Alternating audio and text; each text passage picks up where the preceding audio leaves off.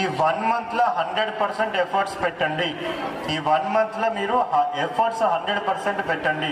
పెట్టి మంచి మార్క్స్లో పాస్ అయ్యే విధంగా మీరు యాక్షన్ ప్లాన్ పక్కనున్న వాళ్ళతో ఎప్పుడు కూడా కంపేర్ చేసుకోవద్దు. ఆ పక్కనున్న పర్సన్ మొత్తం అన్ని చాప్టర్స్ చదివేస్తాడు, నేను ఓన్లీ 5 చాప్టర్స్ కంప్లీట్ అయిననేసి ఎప్పుడు కూడా మీరు కంపారిజన్ చేసుకోవద్దు. ఎవరి స్ట్రెంగ్స్ వాళ్ళకుంటాయి, ఎవరి వీక్నెస్ వాళ్ళకుంటాయి. మన స్ట్రెంగ్త్ ఏంటి, మన వీక్నెస్ ఏంటి, మనకి ప్రాపర్గా అండర్స్టాండింగ్ ఉండాలా. దాన్ని బట్టే ప్రాపర్ ప్లానింగ్ చేసుకోవాలా. ప్రాపర్ ప్లానింగ్ చేసుకొని మనం ఎగ్జిక్యూషన్ కూడా ఆ విధంగానే చేస్తే మనకు మంచి రిజల్ట్ వచ్చే ఛాన్స్ ఉంటుంది. సో మీరు మంచి ఎఫర్ట్స్ పెడతారా? అందరూ 100% ఎఫర్ట్స్ పెడతారా? సో 100% ఎఫర్ట్స్ పెట్టినా కానీ ఒక్కొక్కసారి మనకు అనుకున్నట్టుగా రిజల్ట్ రాదు. సో అప్పుడేం చేయాలా?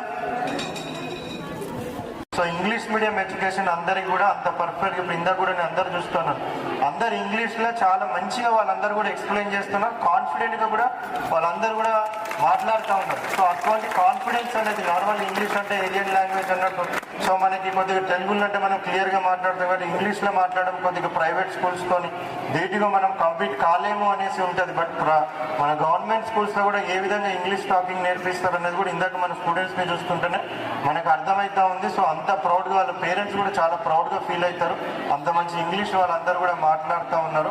సో ఇవన్నీ కూడా చాలా ఇంపార్టెంట్. మీకు మంచి స్కూళ్ళు, మంచి ఇన్ఫ్రాస్ట్రక్చర్, మంచి టీచర్స్ సో అందరు ఉన్నారు కాబట్టి మీరు అందరు కూడా 100% ఇక్కడ ఉన్న రిసోర్సెస్ అన్ని కూడా యూటిలైజ్ చేసుకోండి, మంచి మార్క్స్ తీసుకొని రండి. మీ తల్లిదండ్రులకు కూడా మంచిగా గర్వించేదగ్గ పొజిషన్కి మీరు అందరు కూడా వెళ్ళాల్సిన అవసరం ఉంది. ఏమర్థమవుతుందంటే ఎగ్జామ్ రిజల్ట్ అనేది ఫైనల్ కాదు. సో ఎగ్జామ్లో మనం మంచి మార్క్స్ వస్తే మనకు కంపల్సరీగా జాబ్ వస్తుంది అనేసి గ్యారంటీ ఉండదు.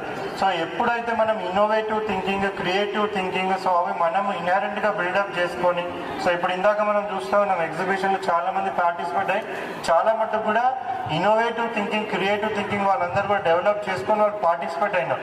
సో ఎప్పుడైనా కానీ ఇటువంటి ఇన్నోవేటివ్ మైండ్ సెట్ వాళ్ళకి, సో క్రియేటివ్ మైండ్ సెట్ వాళ్ళకి మనకి ఫ్యూచర్లో కూడా ప్లేస్మెంట్స్ వచ్చే ఛాన్స్ ఉంటాయి.